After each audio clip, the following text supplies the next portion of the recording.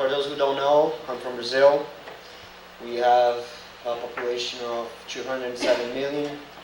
We have a tropical climate, which means that it rains a lot and it's really hot. Our official language is Portuguese. We are the world's 5th largest country, and our capital is Brasilia. It's not Rio, it's Brasilia. And some fun facts about Brazil: we have the world's best beach, according to TripAdvisor. It's Praia do Sancho. Brasilia, our capital, it looks like an airplane from above. It was designed that way. And we are a big coffee exporter. Brazilian coffee is much better than American coffee, I would say that. And São Paulo, the capital of my state, it has one of the world's traffic jams in the world. You can see the picture below there. About my city, I'm from Itu, São Paulo. The population is 100,000, and it's considered a small city for Brazil. About me, the picture on the top left, that's my family. You guys can see both of Bruno's. They were both exchange students here in Hicksville. You can see Bruno 1 on the left, and then my brother on the right. And that's my dad, my sister, and my mom. That's a picture of my house. It's a picture of my friends, and my 2 dogs and my nephew, who's born. That's it for me. I also would like to say that next week it's my last week here, and it's been a pleasure to be here. I had such a good experience here. I'll carry Hicksville in my heart for the rest of my life, and I would like to thank the Rotary Club for having me here. It was a blessing. I had so much fun, and I would like to thank you all guys for having me here and receiving me here with a big heart. It was an honor. Well, any of you guys have any questions about my country or anything? What's your plans? So when I go back, I have half a year to finish high school. So I'll finish half a year and then I'll go to college.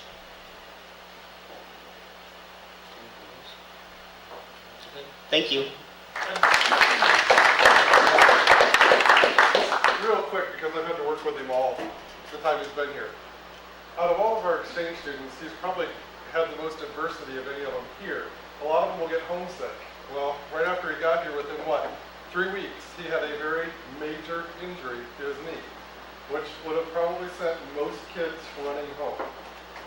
He stuck it out, wanted to finish his year, so it's really amazing what he has done, his rehab and everything. Sports is probably done due to that injury, because the severity of it, they said, is more like a really bad car accident with all the ligaments that were destroyed in his knee. So he's very lucky he's got the use of his knee again, thanks to the great doctors and physical therapists. But like I said, most kids, they would have got out of Dodge and went back home, and he toughed it out and put up with a lot of stuff to rehab. So it's been amazing, and I'm glad you stuck it out. Thank you. Yeah.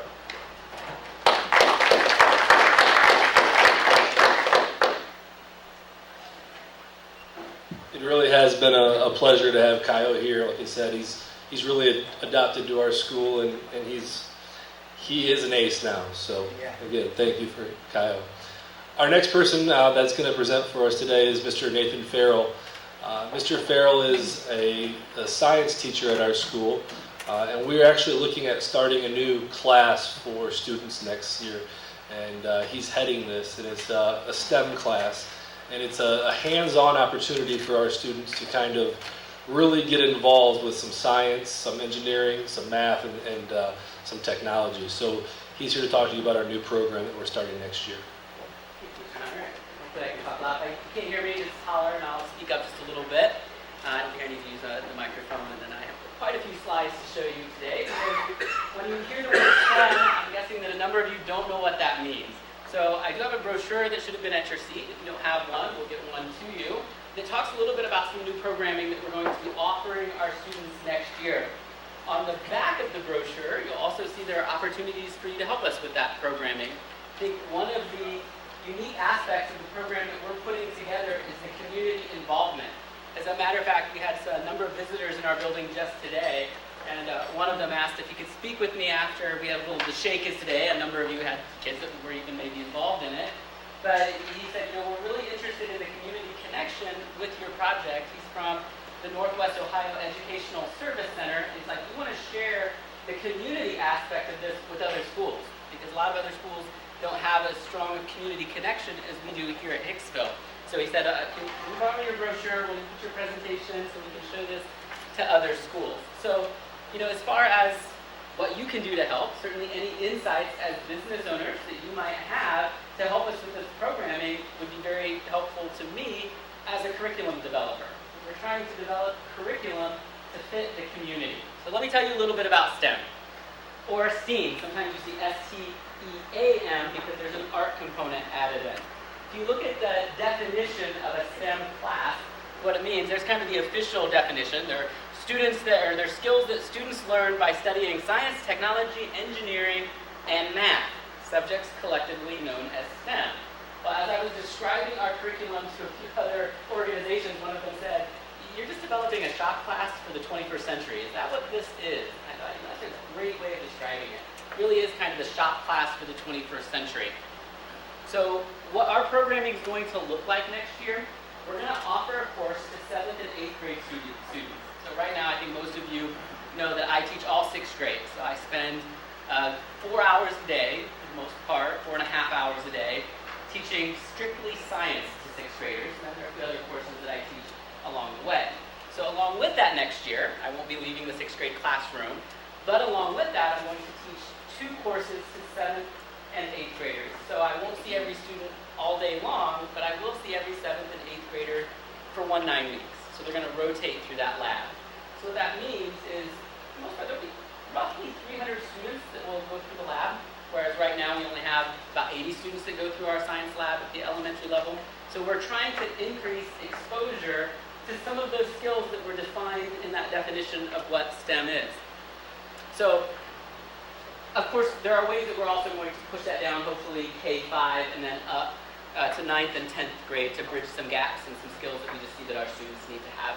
So, developing the curriculum certainly has been challenging, and I think this is what makes our curriculum, it's what sets our curriculum apart from other STEM curriculums. So what we decided to do is really set this umbrella of career readiness and community mindedness. I went to some business leaders that I know, and some business owners, and said, what is it that our kids don't know when they either are graduating high school or when they come to you straight out of college? What skills in the sciences do they need to have? And there were a number of things that came out of that conversation. Some of them talked specifically about what we would define as soft skills. And that's what we're working on even today with our shake. It's the ability to look people in the eye, it's the ability to shake their hand, and to really, I would call it character skills. But here are 5 modules that also came from that. And these are those 21st century skills that we really don't have in any part of our curriculum right now. So we're going to develop 5 different modules. So students will go 2 weeks, 2 weeks, 2 weeks, 2 weeks. One of those modules is CAD, so that's computer automated design. So what a student will do is they'll come in, we're going to use a software program called Tinkercad, I believe. They're going to design an object, and then they'll go down to the library where the Eagles has just donated a 3D printer, and then they'll be able to use the 3D printer to manufacture the object that they created. We're going to go with robotics and automation. With that, we already have a Lego club right now, so Lego has put together a number of robotics programs. You probably have seen them in the newspaper, other schools that are doing Lego programs. I felt like we were just maybe a half a step behind some of those other schools in needing to bring this to our students. So currently I have some 6th graders who are in a Lego league. We're going to grow that to every 7th and 8th grader who will take those robotics courses. We're going to look at the design process, which deals a lot with mindset and just the way a student thinks when they get into a problem-solving situation. So hopefully trying to lead them through a process of solving problems. Then computer programming. I talked to one professional who said either kids need to learn how to computer program or they will be programmed. So, a lot of them are using these smart devices, yet they have no idea how those smart devices actually operate. So we're going to offer them a 2-week general course in computer programming. Some of those leaders in industry also talked about the fact that they want to hire graduates even out of high school with $60,000 a year jobs in computer programming, and they can't fill those positions. So I talked to one gentleman in Toledo who runs a computer programming firm, and he said he's thinking about moving his firm out of Northwest Ohio out west because he can't fill jobs, and so he sees that as a huge deficit. And said we're gonna try to put some curriculum together to help with that. So part of our purpose is to also keep kids out of the entitlement system, where they feel like, okay, I can make more on a welfare budget than I can actually going out and getting into the job market. So all of these skills hopefully will help them be able to do that. And then we're going to teach 2 weeks in electronics. So we're going to use something called an Arduino board. So it's a board that pretty much if you're using any sort of a touch screen, computers, projectors, if you have any sort of smart device, it's the board that controls that smart device.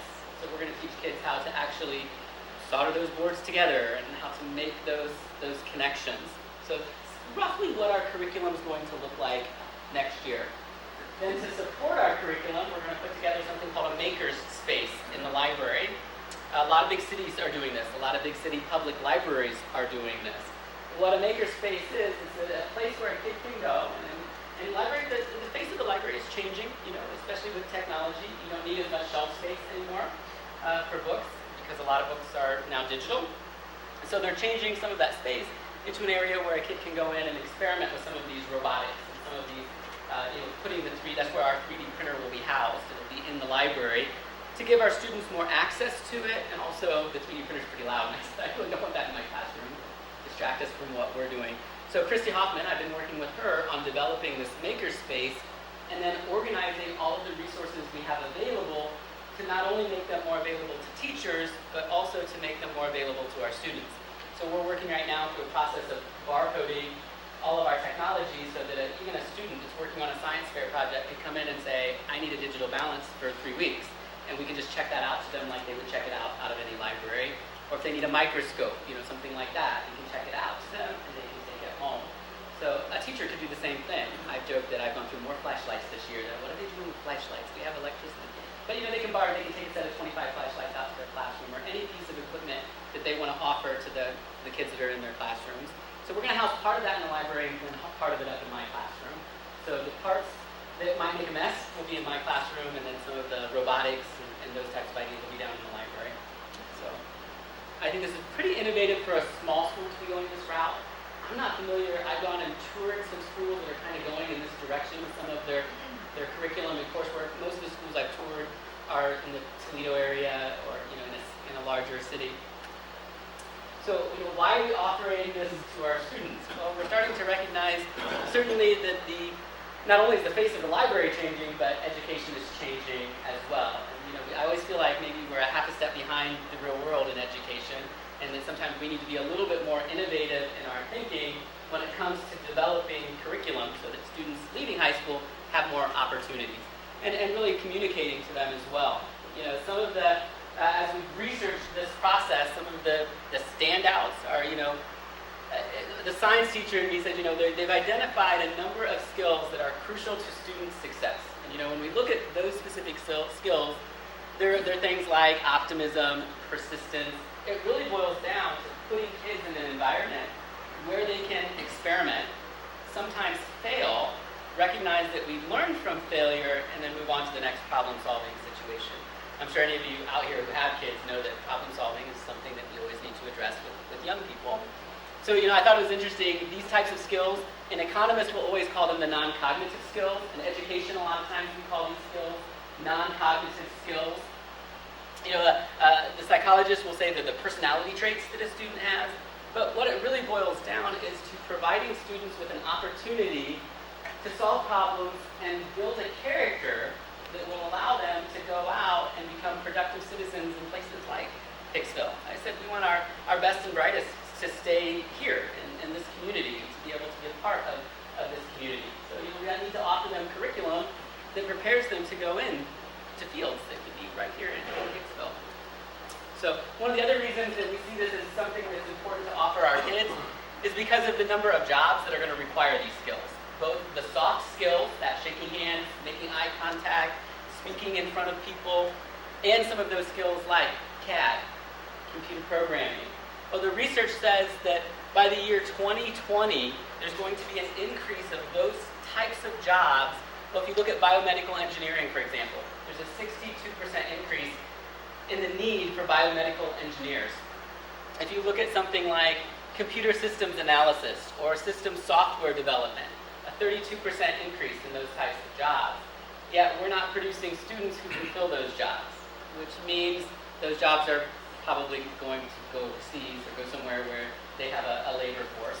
So addressing some of these needs, I think, is critical to address them now with this generation if we want to change things. If you look at, some of these industries, they're no longer, the factory environment is no longer what it was when even I was a kid.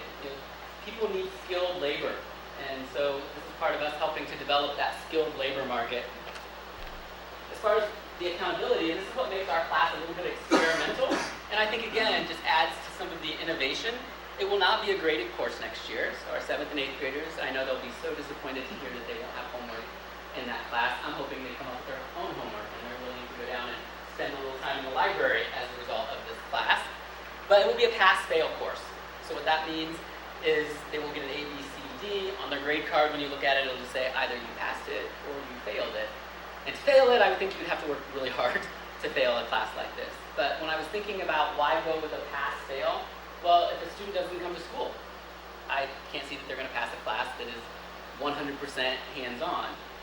One of the other messages that came through clearly when talking to folks who are trying to hire people is they're hiring a generation that doesn't want to come to work. I talked to one gentleman who said that he just had a recent hire, who's been with him for 3 weeks and had 5 days off randomly for sick days. And he doesn't even have sick days. And he's like, well, what do I do with that? And, well, we can try to address some of those issues through education. So, if a student does see that fail on the report card, now it means something to them. It means, you know what, if you did this in the job market, that fail stands for a fired. So, preparing students to go out into the real world is what we're after. I'm going to evaluate that with student and parent evaluations.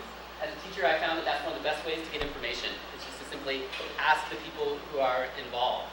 Last year, I had a number of parents who walked through my classroom. I just had them in for coffee in the morning and said, what do you like about Hicksville? What would you wish we could change? Every one of them said, you guys need programming like the STEM program that we're doing. It teaches some of these soft skills along with those, physical, how do I do these types of engineering tasks. It fits into our essentials, I think, really well with what we're trying to do with our students as far as things like the Hicksville Shake. I'm sure Keith has talked to you about that. I think he was in the program a couple of weeks ago on the Hicksville Shake. Also, this is one of them that I think the other schools are looking at. I funded it completely through the community. So, and that was kind of just a challenge to myself. I was like, let's see if we can do this without using any school resources. So the Hicksville School Foundation, thank goodness for them, funded $10,000 worth of our programming, which got me quite a ways. The Eagles has funded $5,000 worth of our programming right now to put us at a grand total of $15,000 for this project. I'm working on 2 other grant proposals right now that will probably, they're grant proposals that they're pulled once a year to hopefully fund the other half of the project. So, a lot of schools aren't putting programs like this together because they're worried about financing. So I kind of set out to prove that you can do this if you want to, and if you have a solid community backing you, it's still a doable project. And I also think it's a better use of me as a teacher. I said, I think the taxpayers will like that idea that now instead of teaching 4 classes, just 6th grade science, I'm teaching, 6 classes a day. So it's just better use of staffing. So we've done this program without adding any teaching staff. Every other school that I talked to hired a STEM teacher, somebody that spends their entire day just on their STEM programming. So I said, I don't think we have to do that here. Still, I think we can manage this with the existing staff that we have, and I don't think it will cost taxpayers any money. I think the community will support us doing this with our kids. So I think that's found its way to a number of superintendents' desks going, how are they doing this in Hicksville? So, and of course, it also fits into our current standards as far as reading, writing, all of those types of things, so hopefully it makes the state happy as well. As far as some of the challenges we've had, that financing is always a challenge, but it's a challenge that thankfully in Hicksville hasn't been all that stressful for me. It's really, the funding has come through. The scheduling, I said we work with certainly a group of very flexible administrators, and I work with a group of flexible teachers that were willing to say, I think we can make this schedule work. It also forced us as teachers a lot of times to realize, you say to kids, like to fit into their little boxes and we're behind. But as a teaching staff, I feel like sometimes we're in the same position. It's like, we're afraid to be innovative and say, we're going to schedule things a little differently to make this work. So I'm grateful that I work with a teaching staff that was willing to say, you know what, let's try it and see what happens. The curriculum development is really the phase that we're in right now. And that's deciding, okay, what does that CAD program look like? What does that computer programming look like? What software are we going to be using? What hardware are we going to be operating with students? What's it actually going to look like when that kid walks into the room for the first day to take this course? So that's kind of where we're at right now. And then documenting what we're doing and cataloging it. Because there have been so many other schools asking a few questions. And that's where our Educational Service Center in Archibald has been really helpful. And that's why we're kind of putting everything under the library system. And I think that'll be an interesting thing to see how people react to that as well. I think it's a little different approach to say, instead of just cataloging books, we're going to catalog some microscopes, and we're going to catalog some robots, and we're going to catalog any little piece of equipment that we want students to have. It also gives our students the ability, as we kind of document things, catalog, to use resources. In a makerspace, I'm sure anybody who's had a child go through the science fair will say, oh man, we were missing a science fair board. They waited until 9 o'clock at night to tell me what I needed. We're going to have that type of thing available in the makerspace. You go to the library, just get it. So I think we're offering something to our students that they're going to really appreciate once we get it done, and that other schools are going to want to look at. This is kind of what the curriculum map would look like. So, as a student comes in week 1 or week 2, we're going to be focusing on design process in week 1. You can see, what skills are they going to be looking at. We're going to be looking at making judgments and decisions, solving problems, testing, evaluating, and improving projects, and then hopefully them demonstrating an understanding of the engineering design process. Well, as we go through, if you look at electronics, there's where I want them to be able to demonstrate an ability to work effectively and respectfully with diverse teams. So, that's that soft skill.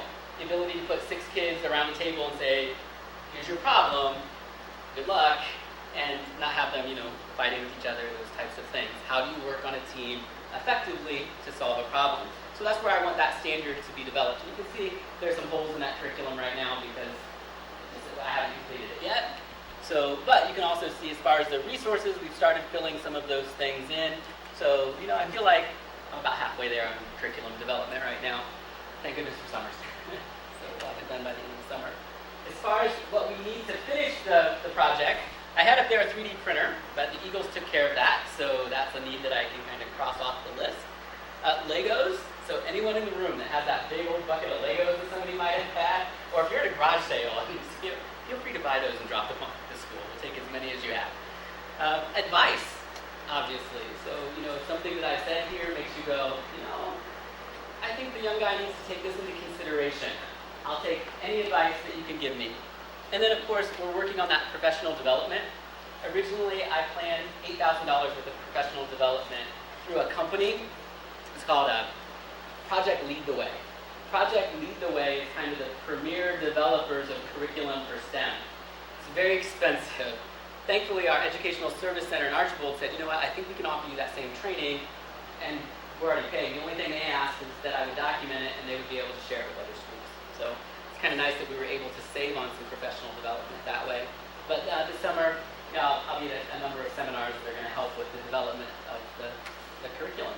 So I think it's an interesting way to kind of change it up a little bit out of the school. So do you guys have any questions that you'd like to ask about a new class? So when you see kids coming home saying they're taking a STEM class, you'll know a little bit more about what that class is going to look like.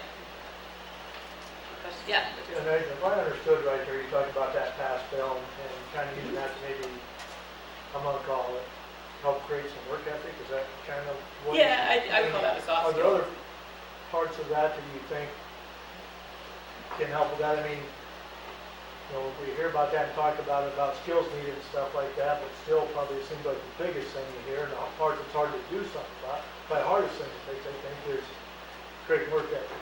Right. And I don't blame that just on the kids, but the generations. I mean, they see the generation losing that work ethic, Yeah, I would agree. I think some of that does, go back to some, the work ethic that's created in the family. So I think there's only so much as a school that we're going to be able to do there. But I I think when kids go in and they're working on a project that they want to work on, and certainly this isn't something that's going to fit every kid either. And I totally, as a teacher, recognize there are going to be some kids that come in and say, I don't want to go into an engineering field, I want to go into, but I also think we have a responsibility to our students to say, what do you want to do when you grow up? And a lot of them will have an answer to that question. Very few of them will answer that question, I want to be happy when I grow up.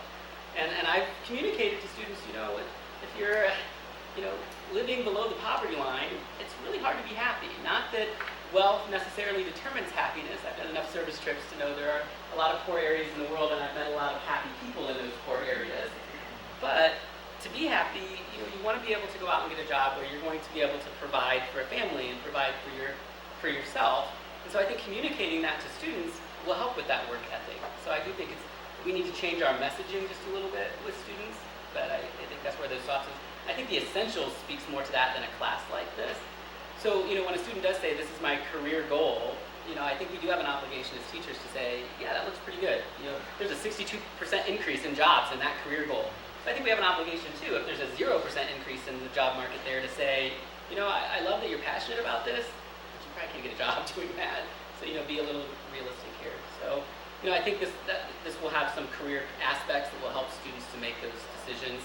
I also think as students become better communicators, they also become better at figuring that whole work ethic thing out. Communication and work ethic and understanding how the real world around them works is really important to that. I think if a kid comes in and it's all theoretical, that's great, but if they can't apply it, then what's the point to work hard? So I do think it will speak to that. Is it going to solve every problem for every student? No. Is it a nice next step for our school system? Yeah, it really is. So, yeah. I have a 8M Ford tractor, and just the details here in north of town, you'll call us up the timing and get it for him just right. And I think that's a skill. Sure. But yeah, I take my automobile out to a dealer, and everything's computer-based. Yeah. Electronic. And I don't know if they know how to set timing or not, but the computer does. So it seems like that skill is It is. really needed. I think creating balance is really important. I said at a conference a few days ago, it's funny when we started this class when the administrator said you're the expert in it. I went, oh, I don't think so. I have a lot of learning to do myself. So as I've been doing the research, there were really two sides. One side saying they need all of these technical skills with their hands, and one side saying they need all of these theoretical skills with technology. But what I found is no one's saying, why don't we kind of blend those two in the middle? And they need the technology skills because this is the new world that they live in. It is a technological world. But they also need to be able to use their hands because you can't solve problems if you don't use your hands. So as we develop curriculum, what I'm trying to do is kind of blend those two. So that, if you're on a college track, you can take a class like this and it at least gives you some exposure to something that maybe you wouldn't have had exposure to before. But also if you're not on a college track, it'll give you exposure to something that you might become passionate about and want to do later in life. So I do think they need a blend of those two different skill sets to be successful. And I think that's what industry's saying. They have to have the theoretical, but they also have to have the practical. And when you can blend those together, then you get somebody who can, be innovative. That's what innovation is. So they will definitely be using their hands in this class. So it's a huge part of it. I want them to get the soldering irons out and maybe burn themselves a few times. The administrators can take care of all of the issues with that. Yeah. So this is going to be required, right? Yeah, every student will take this course. So what do you do with the 7th and 8th graders that are already full for the day? What are they supposed to drop?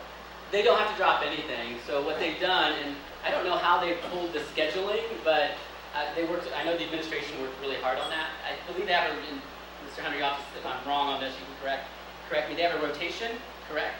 And that rotation exists of courses that really address these skills. They're arts courses, those types of courses. So we've really just added this into the existing, I would say, arts. So the band people won't have to quit band, right? No, it just fits right into their art curriculum. No, so that's the other thing I like about it, that we've scheduled it so that it has really limited effect on it's just kind of an add-on, and some creative scheduling on the administrators and the teachers' part in making this available for students. So really what it's doing is it's made my teaching schedule more efficient, but it's also made the kids, I should probably capitalize on that a little bit. I think it's made the kids' learning schedule a little more efficient too, and just eliminating some downtime.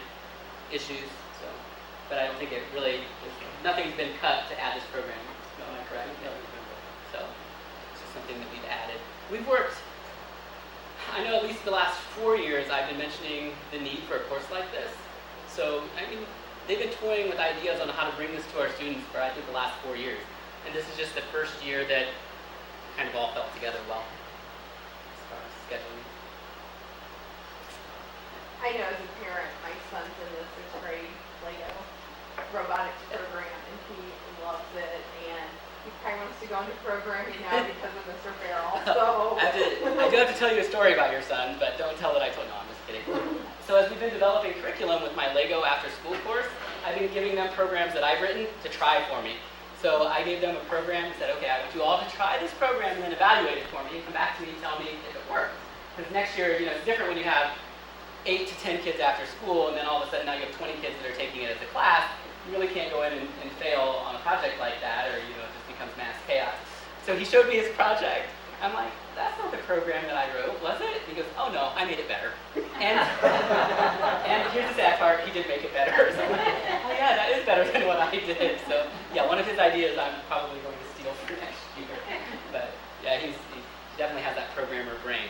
But that's the exposure that we need to give. There's a kid that if they never had exposure to that, they would never probably think about going into one of those fields. And that's a field that you can walk out of high school making $64,000 a year and get a job just about anywhere that's offering those types of positions. I mean, he could walk into that company in Toledo and know how to program using something like Visual Basic, and he's going to find a job. So. But 7th and 8th grade to me is pretty young, which I think is an awesome program. Yeah. And after that point, you got 4 or 5 more years of school left. Is there other advanced classes they can take or stay into the program? Keep them interested in that field up through their senior year. Yeah, that would be a next step. I've kind of taken things and said, okay, what's the first obstacle that we have to overcome? And really scheduling was a huge obstacle. After that, it became funding as a huge obstacle. After that, it's now curriculum development is the next thing that we had to overcome. Now it's where do we go from here? And how do we get these skills to students who are at a lower level and at a higher level? So you kind of see I have the question mark on 9th and 10th grade. We have a number of our students going out to AP tool, is that correct? Right now, who really, these skills fit that kid really well. But there is a gap between 7th and 8th grade and that program, about a 2-year gap. So I know that's kind of, I think, the next administrative challenge. It goes right back to that scheduling issue. Is there something that we can do to start creatively looking at our schedule to say, okay, here's the group of kids that went through this program. Now we have 15 of them that excelled at this program. What's our next step for those students? So we don't have that developed yet. But I would think that hopefully in the next 4 to 5 years we'll be able to develop some coursework, maybe even sooner than that, especially on the programming aspect of things. So it's definitely our next step. Any other questions? I was told to be done at 1 o'clock, so thank you. I do appreciate you giving me a time to explain some of what we're doing out at the school.